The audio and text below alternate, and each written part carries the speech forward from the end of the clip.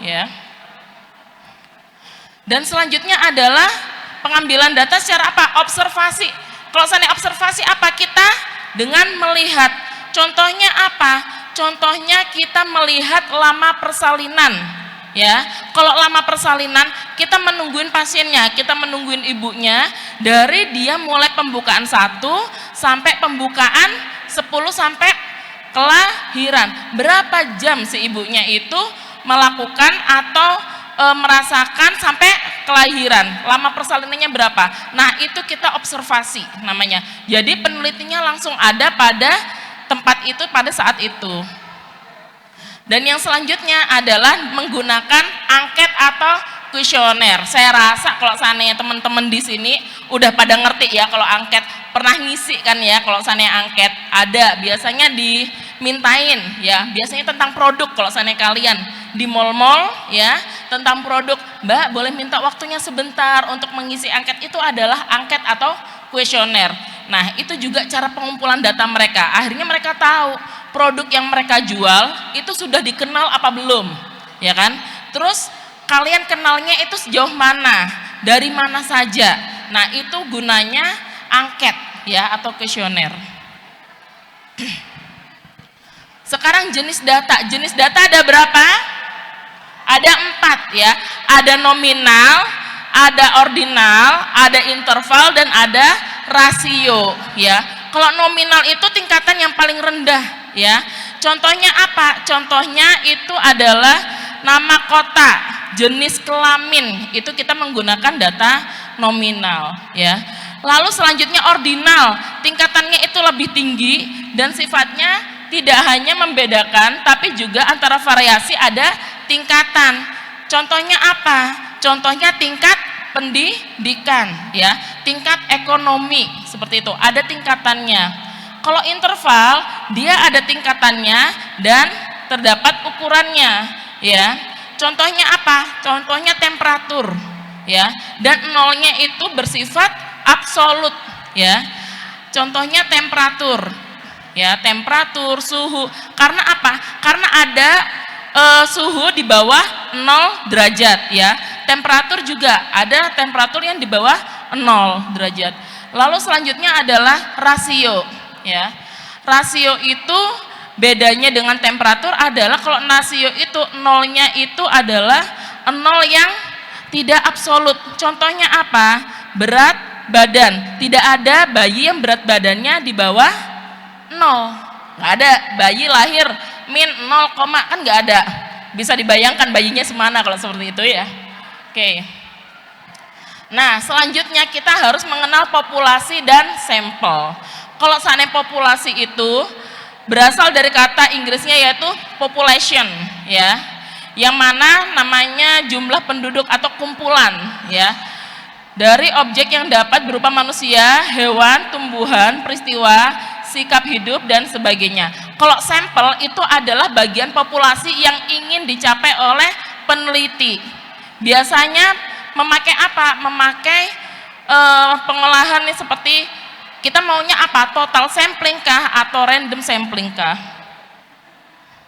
Selanjutnya yang terakhir adalah peran metodologi penelitian dalam mendukung health research. Dari tadi kita ngomongin penelitian ini ya. Gunanya apa sih penelitian ini buat kalian, buat tenaga kesehatan, buat mahasiswa, ataupun buat pemimpin? Itu gunanya apa? Gunanya supaya kita itu lebih berhati-hati dalam menentukan atau melakukan sesuatu ya. Contohnya kita harus mengumpulkan dulu nih datanya. Kita punya data, kita kumpulkan dulu datanya, lalu kita observasi ya datanya itu. Baru dari situ kita bisa ambil kesimpulan dan melakukan keputusan. Jadinya dalam kehidupan kita itu perlu melakukan hal-hal yang seperti ini. Supaya apa? Supaya apa yang kita lakukan itu lebih realitas lagi, lebih berlogika lagi, seperti itu. Terima kasih, mungkin cukup sekian materi dari saya. Wassalamualaikum warahmatullahi wabarakatuh. Terima kasih saya sampaikan kepada pemateri yang kita yang ketiga. Beri aplaus yang meriah untuk pemateri kita yang ketiga. Untuk para audiens yang ingin bertanya, Disimpan dulu ya pertanyaannya, biar tidak lupa dicatat dulu. Karena kita akan melanjutkan pada pemateri kita yang terakhir. Dan ini tidak kalah bagusnya. Untuk pemateri kita yang terakhir dengan judul Strategi Pencarian dan Manajemen Referensi Karya Ilmiah dengan Mendeley yang akan dipaparkan oleh Ibu Ripsi Devi Nurvistasari, STR Kep Mkep. Sebelum saya membacakan CV, saya akan sedikit bercerita kepada para audien. Kemarin, Ibu Ripsi ini baru saja selesai melaksanakan akad. Tapi pagi ini beliau sudah hadir bersama kita di sini. Itu tandanya apa? Itu tandanya jiwa profesionalisme dari Ibu Ripsi. Luar biasa, tepuk tangan untuk Ibu Ripsi. Oke, untuk itu sebelum Ibu Ripsi memaparkan materi, saya akan bacakan CV beliau terlebih dahulu. Nama Ripsi Devi Nurvistasari, STR Kep Mkep. Beliau lahir di Malang 9 April 1997. Riwayat pendidikan, beliau menempuh D4 Kebidanan Poltekkes Kesehatan Kepmenkes Malang. Kemudian beliau S2 Kebidanan di Universitas Brawijaya. Beliau aktif dalam penulisan karya tulis ilmiah baik nasional dan internasional. Khususnya beliau telah tembus Scopus Q3 dan Q4. Dan beliau juga sudah membuat 5 judul buku. Tepuk tangan sekali lagi untuk Bu Ripsi Devvitasari. Untuk waktu dan tempat kami persilahkan. Cek. Baik, terima kasih ya Bu Dwi sudah membuat saya semakin deg-degan untuk menyampaikan materi. Saya mohon izin turun ya Bu. Deg-degan atau grogi Bu? Karena Bu Ripsi hadir di sini itu tidak sendiri ternyata. Monggo Ibu, waktu dan tempat kami persilahkan. Oke. Sebelumnya selamat pagi semuanya, khususnya teman-teman di sini. Selamat pagi juga kepada para narasumber, khususnya kepada Bu Dwi selaku moderator, Pak Ari dan juga Bu Aldi. Gimana kabarnya hari ini? Masih semangat? Masih semangat ya, walaupun ini sudah materi di ujung acara, saya harap teman-teman sekalian masih semangat dan konsentrasi. Karena untuk materi yang akan saya sampaikan ini akan bermanfaat untuk adik-adik, khususnya pada saat nanti di semester akhir.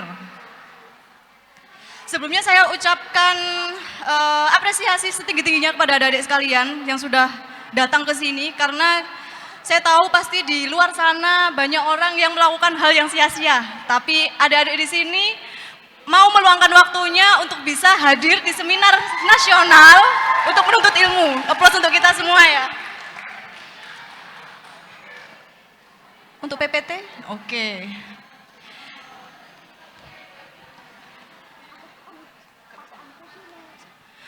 Oke, untuk materi yang keempat, kita akan membahas tentang strategi pencarian dan juga manajemen referensi karya ilmiah dengan Mendeley. Mungkin adik-adik di sini ada yang tahu Mendeley itu apa? Atau ada yang sudah pernah install? Sudah pernah install? Sudah pernah dipakai? Kenapa kok belum dipakai? Oke. Adik-adik perlu ingat ya, ada pepatah yang mengatakan bahwa apa yang kita lakukan harus jangan melakukan sesuatu tanpa ilmu. Otomatis setelah dari acara ini adik-adik akan dapat ilmu dan harus diaplikasikan. Dapat ilmu tentang Mendeley berarti nanti setelahnya besoknya harus melakukan Mendeley, misalkan ada tugas. Nah, mengapa akademisi harus mencari referensi? Ada yang tahu nggak? Ada ini sebagai mahasiswa, berarti apa nih? Nggak asing dengan istilah tugas, ya nggak? Saya mau tanya salah satu audiens, saya tanya, bisa sebutkan nama dan instansi dari mana? Nama saya Yulita Purbati dari Prodi D3 Kebidanan semester 5.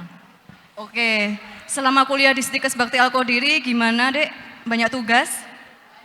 Alhamdulillah banyak Ibu. Kira-kira siapa Dek dosen yang paling banyak ngasih tugas?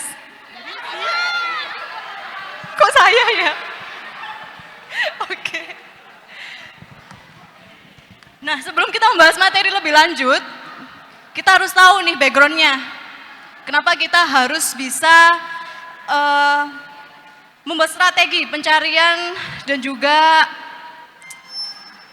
manajemen referensi karya ilmiah dengan Mendeley.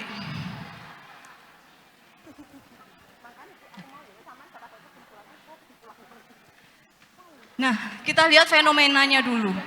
Saya yakin mahasiswa pasti banyak dapat tugas.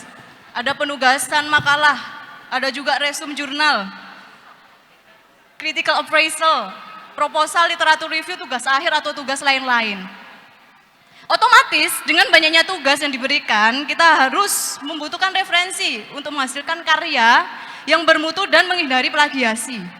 Mungkin dari pemaparan dari Prof. Aziz atau Bapak Ari sudah dipaparkan terkait plagiasi. Jadi kenapa sih kita perlu untuk meningkatkan literasi kita? Karena apa? Pada saat kita mendapatkan tugas, otomatis kita mengerjakan tugas itu kan harus ada dasar-dasar ilmunya. Kita kan nggak sembarangan ya, misalkan bikin mengerjakan tugas tanpa ada ilmu. Apalagi adik-adik mahasiswa, ya kan? Pengandaiannya seperti adik-adik ini sebagai tenaga kesehatan, otomatis pada saat memberikan intervensi ke pasien itu harus ada rasionalnya. Jangan syukur-syukur tiba-tiba ada pasien datang langsung disuntik oksitosin. Ya kan? Berarti semua hal, apapun keputusannya itu harus ada rasionalnya. Mungkin teman-teman yang pernah dapat mata kuliah saya pernah menjelaskan bahwa pengambilan keputusan yang baik adalah mulai dari proses kita dapat data, dianalisa data dulu, lalu ada hasil, kesimpulan, baru ada pengambilan keputusan. Perlu diingat bahwa pengambilan keputusan itu jangan pada saat dua kondisi dek. Pada saat kita senang atau saat kita marah.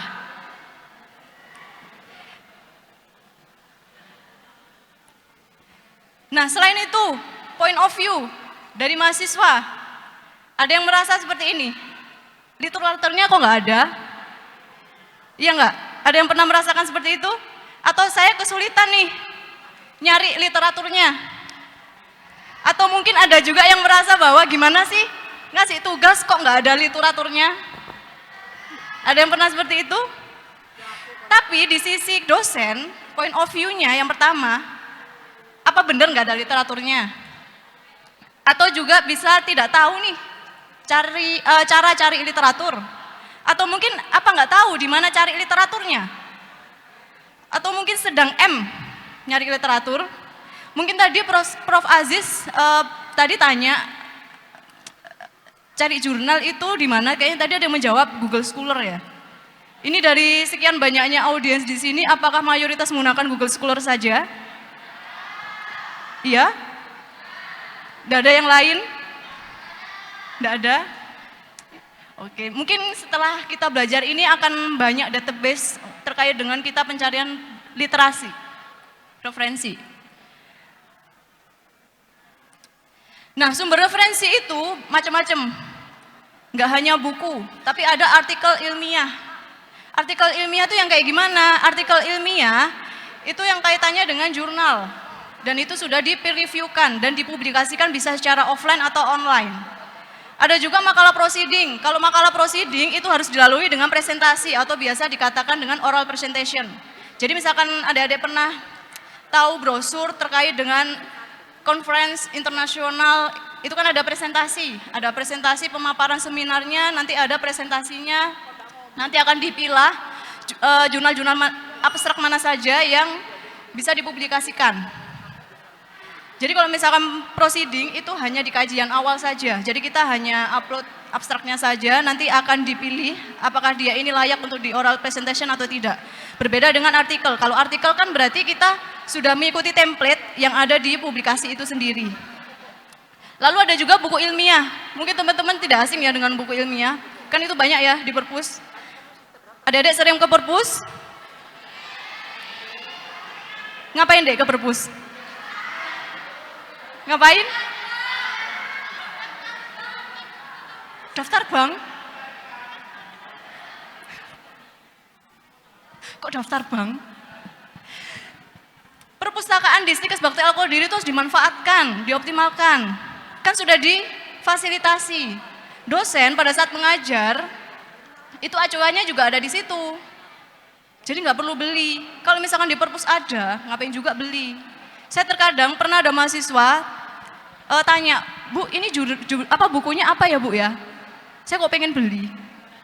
Cari dulu di perpustakaan, kalau misalkan tidak ada, baru beli. Kayak gitu. Nah, referensi baik, bisa dikatakan baik adalah referensi yang pertama relevan. Sesuai topik, metode, dan juga area atau skopnya. Jadi jangan sampai misalkan adik-adik dapat tugas tanda-tanda persalinan, ternyata yang dicari adalah tanda-tanda kehamilan. Itu kan nggak met banget kan, jadi harus relevan. Lalu yang kedua mutakhir, standarnya memang minimal 5 tahun dan maksimal 10 tahun terakhir. Tetapi seperti tadi yang disampaikan oleh Prof. Aziz, semisal dapat referensi 2023 gimana Bu? Boleh. Asalkan memang referensi itu memang bagus dan bermutu. Lalu yang ketiga benar, sesuai kaidah dan gaya kutipannya. Jadi harus bisa membedakan antara jurnal predator, tahu ya predator? Dari yang tahu? Dari yang tahu jurnal predator? Jadi jurnal predator itu memang kasarannya itu jurnal abal-abal. Kurang bermutu. Jadi harus pintar-pintarnya memilah, mencari jurnal yang dijadikan sebagai referensi untuk tugas akhir adik-adik semua. Nah, ini salah satu contoh database. Misalkan adik-adik pengen cari e-book, buku digital atau preview e-book, itu bisa pakai iPusnas. Saya kok nggak kelihatan. Ada iPusnas Library Genesis Doa Books. Ini sudah ada webnya, mungkin nanti adik-adik dapat PPT dari saya bisa di search. Jadi jangan hanya pakai Google Scholar saja. Ya. Ini kan sudah dapat ilmunya. Berarti harus setelah ini diaplikasikan. Nah, untuk database artikel ilmiah dan skripsi atau lain sebagainya itu bisa pakai OneSearch, Paperity, atau juga bisa pakai Science Direct, NCBI, atau mungkin Elsevier, itu banyak. Ada juga ini, artikel judul misalkan Garuda, Doage, Google Scholar, ini yang paling banyak kan yang digunakan. Lalu Publish or Perish, ini menggunakan aplikasi, jadi kita harus install dulu. Ada Mendeley Database dan Perpusnas Database.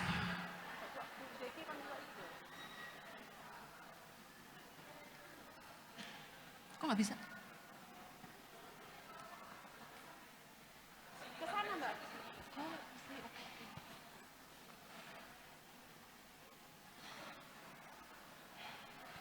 Nah, lalu gimana sih strategi kita mencari suatu referensi? Yang pertama, tentukan database-nya dulu. Misalkan mau pakai Google Scholar boleh, misalkan mau pakai yang lain juga boleh. Tapi saya selalu menyarankan jangan hanya pakai satu database saja. Karena apa? Ilmu itu kan berkembang pesat. Nah, caranya gimana nih kita menyiasati perkembangan pesat ini? Caranya adalah kita harus upgrade ilmu. Upgrade ilmu dari mana? Kita harus mencari referensi sebanyak-banyaknya. Lalu yang kedua, tentukan kata kunci. Bisa pakai PICO. Tahu deh istilah PICO? Nggak ada yang tahu?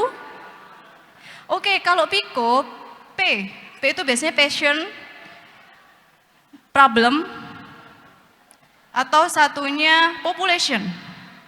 Jadi dalam satu jurnal itu kita harus mengidentifikasi dulu P-nya. Lalu ada I, intervention. Lalu ada C, comparison, dan O ada outcome-nya, hasilnya kayak gimana. Jadi kita harus identifikasi itu jurnal. Nah, adik-adik sudah pernah baca jurnal internasional bahasa Inggris? Sudah pernah baca? Sudah apa belum? Belum? Oke. namanya jurnal, jurnal itu jangan difokuskan hanya nasionalnya saja, tapi internasional. Karena apa? Kita kan bergerak di ilmu kesehatan. Kesehatan itu kan berkembang sangat pesat deh. Karena apa? Kesehatan itu salah satunya dipengaruhi oleh faktor yang pertama, demografi. Ya enggak? Lalu fenomena zaman sekarang. Bayangkan saja, zaman dulu sama zaman sekarang, paling banyak penyakitnya zaman sekarang. Iya enggak? Iya kan? Nah, otomatis gimana nih caranya kita bisa mengimbangi hal itu? Ya caranya seperti ini, kita harus sering-sering banyak mencari referensi, jangan hanya di nasional, tapi di internasional. Saya lebih suka teman-teman yang mengerjakan tugas akhir itu di daftar pustakanya itu banyak sekali jurnal internasionalnya. Apalagi ini nanti kan visi misinya Stikes Bakti Alkodiri fokusnya ke jenjang internasional. Jadi adik-adik harus bersiap diri nih, kayak gitu. Lalu yang ketiga, untuk memperkaya kata kunci bisa menggunakan MES, Medical Subject Heading. Jadi contohnya dalam satu paragraf itu dimasukkan di web MES, di webnya MES, nanti akan diidentifikasi nih kata kuncinya apa saja, temanya apa saja. Ini masuk di webnya. Lalu ada juga kata kunci bisa dikombinasi dengan Boolean operator atau and or not. Ada juga gunakan tanda kutip sebelum dan sesudah kata kunci. Contohnya nih kayak CPR, berarti cardiac arrest, berarti CPR-nya tanda petik CPR baru tanda petik tutup. Ada juga optimalkan filter pencarian dari database. Anak-anak sekarang kan zamannya anak-anak milenial ya. Saya yakin pasti update-nya, saya mengakui bahwa update-nya dari saya terkait dengan teknologi ini lebih update-an adik-adik daripada saya, iya enggak? Jadi harus tahu, kayak misalkan aplikasi Mendeley yang akan kita bahas nanti, itu adik-adik harus tahu nih fitur-fiturnya apa saja, itu harus dimanfaatkan, karena akan banyak manfaatnya yang didapat. Nah, lalu gimana nih manajemen referensi dengan Mendeley? Ada yang tahu kenapa saya menjelaskan Mendeley? Karena referensi manajemennya terkait dengan karya ilmiah itu banyak, nggak hanya Mendeley saja. Ada Zotero, ada Petnote, kalau nggak salah tadi yang disampaikan oleh Prof. Aziz. Ada yang tahu kenapa saya fokus ke Mendeley? Gimana? Sesuai tema? Oke, siap.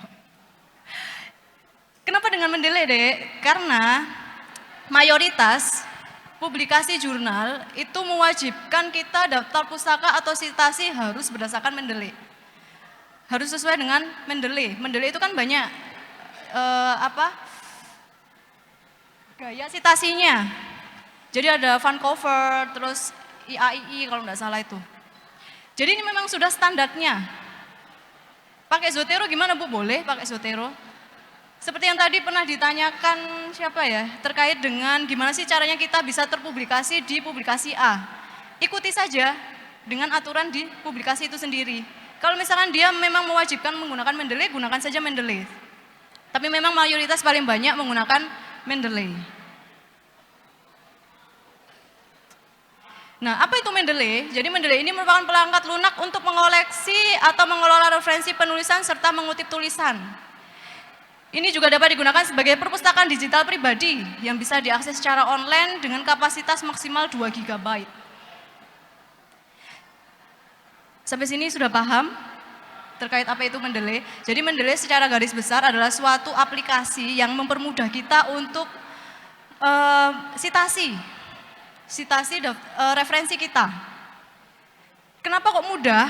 Karena ini nanti jurnalnya deh ya, jurnal itu kita masukkan di aplikasi Mendeley, dia akan secara otomatis mengidentifikasi seperti jurnalnya ini namanya apa, judulnya seperti apa, lalu penelitinya namanya siapa saja. Berbeda dengan pada saat kita mensitasi secara manual.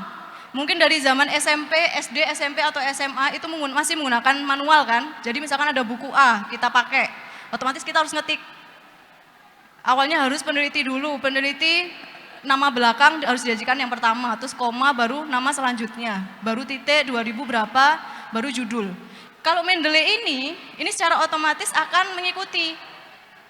Pengennya kita kayak gimana sih? kayak gitu. Nah, jadi ada 3 kunci dari Mendeley itu sendiri. Yang pertama, dia sebagai reference manager, jadi dia mendorong si peneliti ini lebih produktif. Lalu yang kedua, research network and group. Jadi mengaktifkan kolaborasi dan juga sharing pengetahuan. Sekarang penelitian akan sangat bagus apabila kolaborasi. Karena apa? Suatu ilmu akan bagus, akan berkualitas dengan lebih dari satu otak. Karena kita tahu ya, kita sebagai manusia itu kan pasti punya kapasitas yang berbeda-beda. Nah, caranya gimana nih melengkapinya? Kita harus collab sama peneliti yang lainnya. Lalu yang ketiga adalah research data dan API atau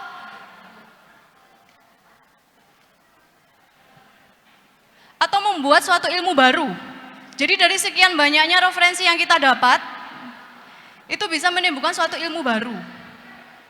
Mungkin kalau misalkan standarnya dari S1 itu, D3 atau S1 ini masih belum sampai ke membuat suatu ilmu baru ya. Mungkin membuat ilmu baru itu ada di jenjang S3. Nah, Mendeley, versi Mendeley itu ada 2. Jadi ada Mendeley Desktop sama Reference Manager. Dua-duanya ini hampir sama saja. Tetapi memang ada kelemahan dan kelebihannya. Tapi saya lebih merekomendasikan menggunakan Mendeley Desktop. Karena dia hanya login sekali saja. Lalu tidak perlu akun pihak ketiga. Kalau reference manager dia harus login setiap kali akan mengakses. Jadi tergantung terserah adik-adik mau pakai Mendeley Desktop atau reference manager. Nah, kenapa nih kita harus menggunakan Mendeley? Karena kita tahu ya, memproduksi suatu KTI atau penelitian itu merupakan kewajiban dari institusi. Iya enggak? Ini kan ada yang bagian prodi perawat, untuk luarannya harus melakukan penelitian atau skripsi. Kalau misalkan D3 berarti dia ke karya tulis ilmiah atau studi kasus. Sudah paham dengan tugas akhirnya? Belum paham? Sudah dapat judulnya? Judul skripsi? Belum dapat? Apalagi sekarang ada yang semester 7 ya. Semester 7 itu harus kalau bisa sudah dapat judul. Jangan bikin 1 judul. Kalau bisa 5 judul. Jadi mulai dari sekarang harus cari-cari masalah deh. Karena kita sebagai mahasiswa, apalagi tenaga kesehatan, itu kan diwajibkan untuk mencari masalah. Ya kan?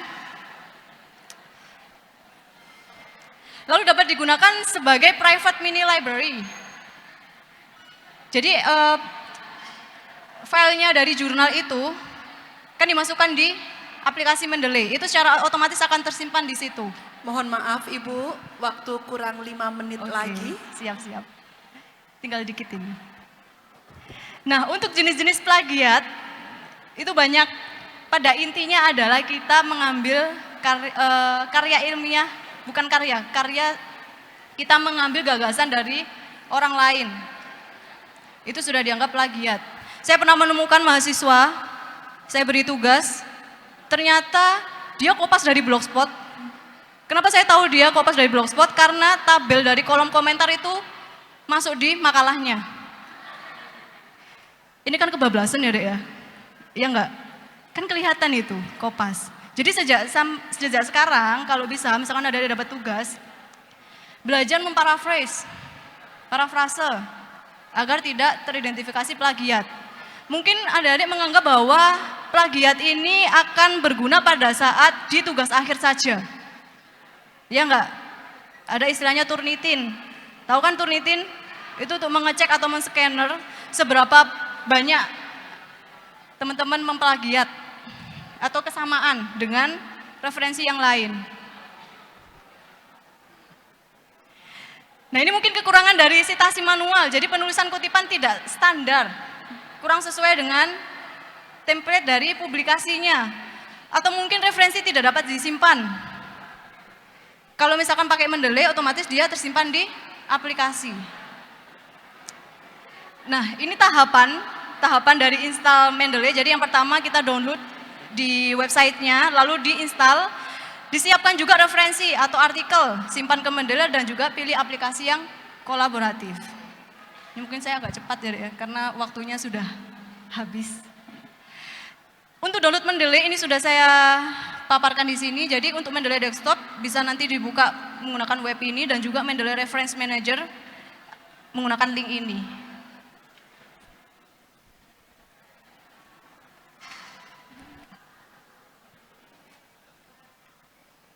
Nah, ini mungkin perbedaannya screen display antara Mendeley Reference Manager dan juga Mendeley Desktop. Jadi intinya sama saja, hanya fiturnya yang berbeda. Nah, ini cara menambahkan dokumen.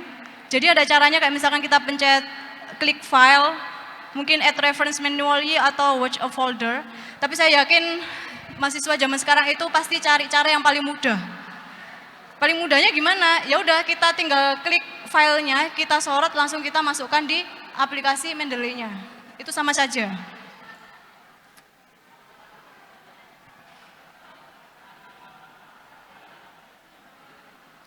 Nah, ini kita bisa lihat nih detail dari aplikasinya, detail dari referensi atau jurnalnya. Lalu kita juga bisa menge-highlight dari jurnal yang kita sudah masukkan di Mendeley. Kita juga bisa lihat definisi dari beberapa kosakata yang ada di jurnal tersebut. Oke, ini merupakan slide terakhir dari saya. Mungkin saya mohon izin ke Bu Moderator mau memberikan pantun sedikit.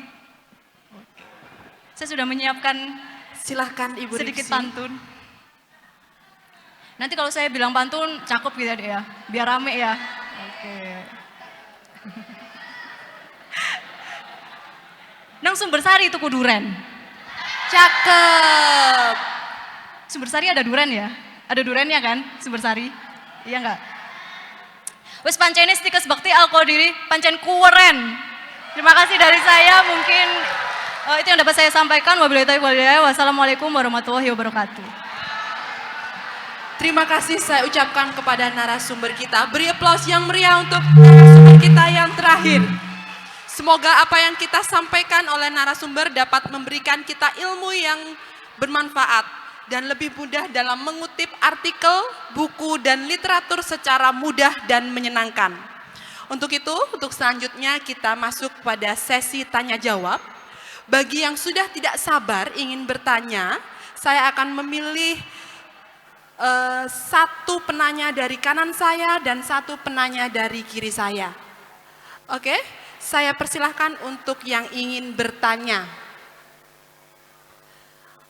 Oke, untuk yang di depan, Bapak, untuk yang memakai jas biru, dibantu mikrofonnya. Pertanyaan ini ditujukan kepada siapa, kemudian sebutkan nama dan asal institusi.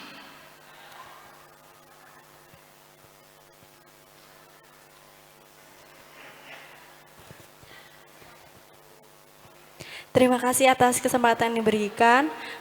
Untuk kali ini pertanyaan ditujukan kepada Ibu Ripsi. Oke, Ya, untuk Ibu Ripsi. Pertanyaannya adalah, tadi kan sudah dipaparkan beberapa database yang tersedia. Salah satunya yang disalah-satukan adalah Mendeley. Apakah Mendeley dan database lainnya, contohnya Zotero, itu bisa digunakan secara bersama? Maksudnya dikolaborasikan. Terima kasih. Oke, jadi penggunaan database-nya. Monggo Ibu Ripsi. Oke, terima kasih atas jawaban pertanyaannya. Tadi yang tanya siapa dek namanya? Ya, nama saya Safira Putri Salsabila dari semester 7 Prodi S1 Keperawatan. Oke, terima kasih atas pertanyaannya. Tadi menanyakan bahwa tadi sudah dijelaskan bahwa di database salah satunya ada Mendeley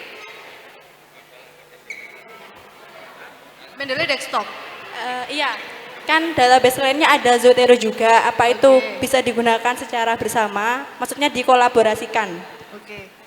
Jadi begini, kita perlu ketahui ya, tadi ada di PPT saya yang mengatakan database. Mungkin database itu adalah suatu fitur untuk mencari referensi. Kalau yang Mendeley ini, itu adalah aplikasi mensitasi. Jadi harus dibedakan dulu. Ya, nah, mungkin yang dimaksud oleh Dek Syafira ya. Oke, Dek Syafira adalah aplikasi Mendeley dan juga aplikasi Zotero. Jadi bukan ke database-nya, ya. Jadi begini, dua aplikasi ini memang hampir mirip, tapi ada perbedaan. Perbedaannya di mana? Mungkin di Zotero-nya, Zotero itu dia lebih banyak, tidak hanya fokus di file dengan jenis PDF saja. Dia bisa banyak sekali. Kalau Mendeley itu memang harus PDF. Itu berbeda dengan Zotero. Kalau dikolaborasi, untuk saat ini, setahu saya ya, bisa dikolaborasi. Tetapi ada beberapa, mungkin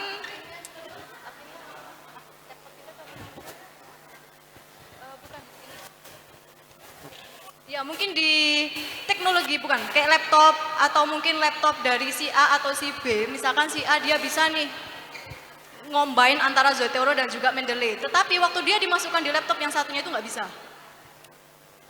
Karena apa? Mendeley saja, Mendeley yang di laptop pertama sama kedua, kalau kita pindah itu bisa tidak teridentifikasi.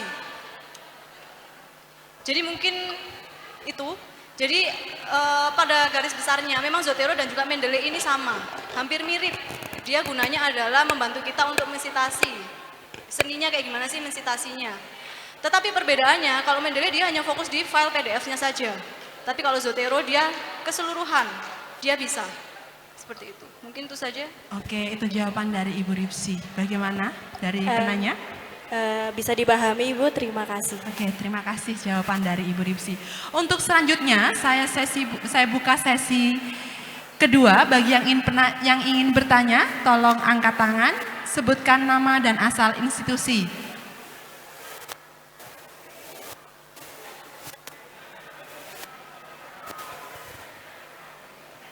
Oke, yang di tengah, yang berkacamata ingin bertanya, yang memakai kerudung coklat. Ditujukan kepada siapa? Kepada Ibu Aldi. Pertanyaan ditujukan kepada Ibu Aldi. Assalamualaikum warahmatullahi wabarakatuh. Perkenalkan, nama saya Harica dari Prodi S1 Keperawatan semester 3. Mohon izin bertanya Ibu, semisal saya memasukkan sebuah ringkasan dari sebuah penelitian ke sebuah konferensi yang menjanjikan tulisannya ini terbit di jurnal. Jadi bagaimana saya ini memastikan bahwa jurnalnya ini berkualitas atau tidak? Baik, terima kasih. Oke, terima kasih pertanyaannya ya. Dari Mbak siapa namanya tadi Mbak? Harica. Mbak Rica. Nggih. Oke, Mbak Rica, terima kasih pertanyaannya.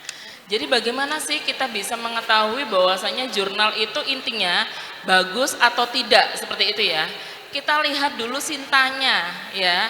Jadi dalam jurnal ya, itu sinta itu macam-macam. Ada sinta 1, 2, 3 sampai sinta berapa Pak?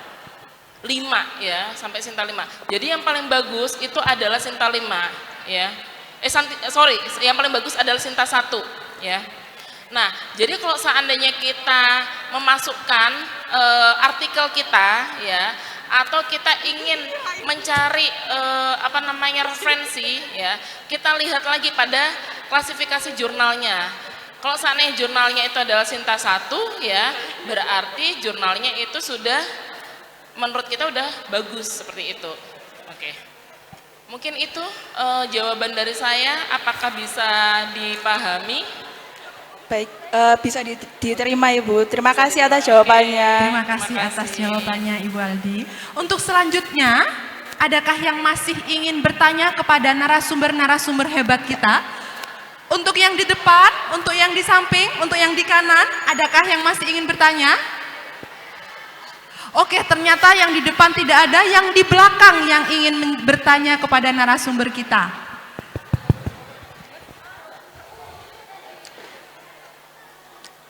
Baik, terima kasih. Assalamualaikum warahmatullahi wabarakatuh.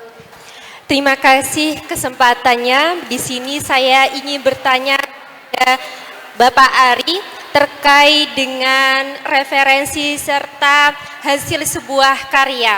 Sebagaimana kita sebagai mahasiswa ingin bereputasi publis jurnal kita ataupun kita ingin membangun sebuah karya ilmiah. Tapi di sisi lain masalah mengenai finansial atau biaya. Kita ketahui bahwa ketika kita mengupload sebuah jurnal atau artikel ini membutuhkan biaya yang tidak cukup murah. Bagaimana solusi kita sebagai mahasiswa untuk tetap aktif dalam produktif menghasilkan sebuah karya, tetapi kita juga bisa mengantisipasi atau menanggulangi hal-hal yang bersifat finansial dari administrasi pertama ketika kita ingin mengupload atau mempublis sebuah jurnal. Terima kasih. Bagus sekali pertanyaannya. Oke, pertanyaan ini ditujukan kepada Nurse Ari. Untuk Nurse Ari, silahkan menjawab pertanyaan dari audiens. Nida ya.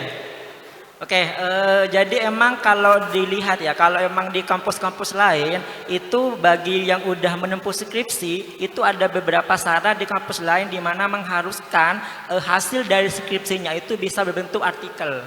Jadi nanti mau nggak mau harus tembus kayak Baldi tadi, bisa Sinta 5, 4 dan sebagainya. Tapi di kebijakan kita masih belum mewajibkan mahasiswa untuk hasil penelitiannya dipublis menjadi artikel seperti itu. Lalu bagaimana nanti jika misalkan kita nih di kampus kita, misalkan nanti mahasiswa yang lulus skripsi harus tembus Sinta, misalkan harus penelitiannya harus diubah menjadi artikel dan dipublikasi, misalkan, ya mau nggak mau harus mengikuti kebijakan itu. Tapi untuk sementara kita masih belum ada. Tapi bagaimana jika misalkan mahasiswa yang udah skripsi dan pengen hasil penelitiannya diubah menjadi artikel dan itu dipublikasikan, maka tidak apa-apa. Nah, bagaimana Pak jika misalkan biayanya besar dan sebagainya? Untuk biaya itu biasa tergantung dari jenis akreditasinya. Misalkan kayak Sinta tadi, semakin tinggi Sintanya, maka kemungkinan untuk bayarnya dan sebagainya itu akan semakin tinggi pula. Apalagi misalkan yang udah terindeks internasional maupun terindeks Scopus misalkan, itu nanti biayanya otomatis lebih tinggi lagi. Tapi diingat, tidak semua jurnal itu mengharuskan bayar. Ada juga yang proses seleksi. Nah, jadi kalau misalkan kita anggapannya kita bisa dan kita mampu dan kita misalkan kekurangan dana, kita bisa melewati jalur seleksi itu. Tapi misalkan kalian ada persyaratan khusus yang butuh cepat untuk persyaratan A, B, C dan sebagainya, itu emang ada beberapa jurnal yang mengharuskan atau bisa minta dengan jalur cepat seperti itu. Tapi nggak semuanya bayar, ada yang gratis juga, tergantung dari kualitas kita. Maka oleh karena itu kita emang sebagai mahasiswa harus meningkatkan literasi kita. Biar apa? Biar nanti kita bisa tembus jurnal tadi melalui proses seleksi, di mana artinya kalau kita bisa tembus artikel tadi dengan proses seleksi, artinya kita di situ benar-benar memiliki artikel yang berkualitas. Dan itu emang menjadi PR kita sebagai seorang mahasiswa atau seorang bahkan dosen sekalipun, bagaimana caranya agar membuat sebuah artikel yang berkualitas sehingga satu kali submit itu udah langsung diterima oleh pihak jurnal tanpa perlu ada revisi dan sebagainya. Bagaimana caranya Bapak biar bisa langsung tembus dan sebagainya atau bisa langsung diterima? Ya mau nggak mau kita harus mempelajari bagaimana caranya pembuatan jurnal seperti tadi, karena nggak semua artikel itu bisa diterima oleh banyak jurnal, tergantung dari kualitasnya. Semakin berkualitas artikel kita, maka kemungkinan untuk tembus Scopus, untuk tembus Sinta 1 misalkan, untuk tembus yang jurnal bereputasi internasional misalkan, maka akan semakin tinggi pula. Oleh karena itu, marilah kita sebagai seorang akademisi harus mampu membuat literasi atau membuat artikel lebih banyak lagi. Dengan cara apa? Dengan cara melakukan penelitian lebih giat lagi sehingga nanti menghasilkan artikel yang lebih berkualitas seperti itu. Bagaimana Nida? Baik, terima kasih dan semoga dengan adanya kegiatan seperti ini kita bisa menambah literasi kita serta kita bisa memberikan menjadi penghubung baik mahasiswa serta dosen untuk bisa mengupdate penelitian untuk jauh lebih baik lagi. Baik, terima kasih Bapak. Terima kasih atas pertanyaannya. Sebenarnya saya ingin masih membuka sesi tanya jawab, tapi dengan berat hati karena kita terkendala dengan waktu, maka akan saya tutup sesi tanya jawab pada seminar kali ini. Sebelum itu, saya akan membacakan kesimpulan kita pada seminar siang hari ini. Jangan pernah takut untuk menulis meskipun hanya dari satu paragraf saja. Jangan banyak berpikir, cari dan temukan inspirasimu sekarang juga, lalu mulailah menulis. Gaya selingkung sangat diperlukan dalam pembuatan jurnal ilmiah sebagai daya tarik penerbitan naskah ilmiah, sehingga jurnal mempunyai penciri dan mudah dikenali. Referensi yang baik adalah referensi yang relevan, muktahir, dan benar. Para audiens yang berbahagia, alhamdulillahirabbil alamin, rangkaian acara seminar pada pagi hari ini telah terlaksana dengan baik dan lancar. Kita sudah mendapatkan banyak ilmu dari para audiens, dari para narasumber hebat kita. Mudah-mudahan apa yang kita dapatkan pada pagi hari ini memberikan kita manfaat yang luar biasa. Sebelum kami undur diri, untuk para narasumber dimohon maju ke depan untuk memberikan hadiah dan foto bersama. Dan untuk penanya, silakan maju ke depan untuk menerima hadiah dari para narasumber kita.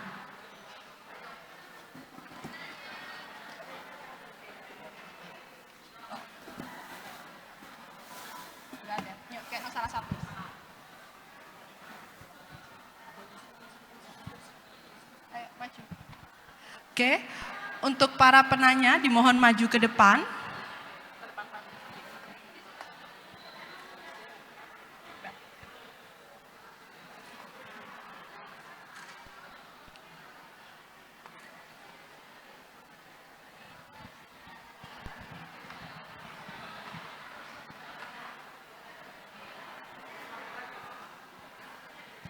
Untuk para penanya, ketiga penanya kita silahkan maju ke depan.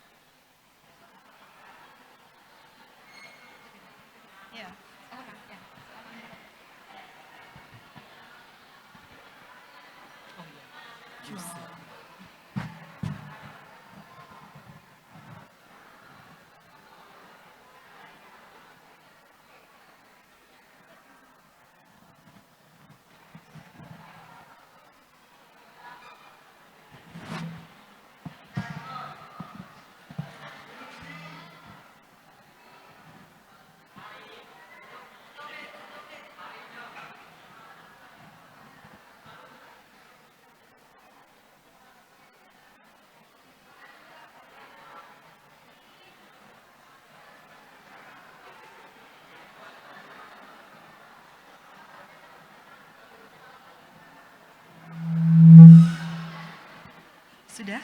Mari Bapak.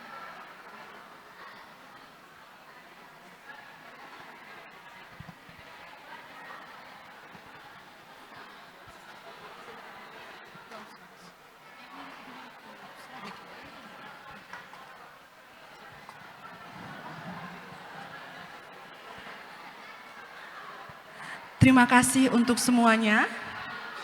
Saya Dwi Indah Lestari, mohon maaf jika ada perkataan yang kurang berkenan. Mohon maaf yang sebesar-besarnya. Saya akhiri seminar pada pagi hari ini.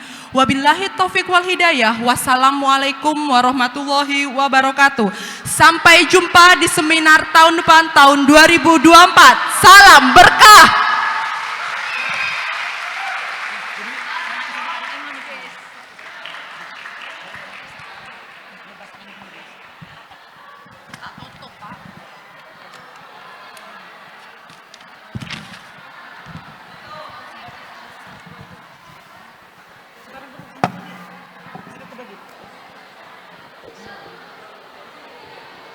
Terima kasih kami sampaikan kepada Ibu Dwi Lestari Eskop Nurse Mkop selaku moderator untuk hari ini.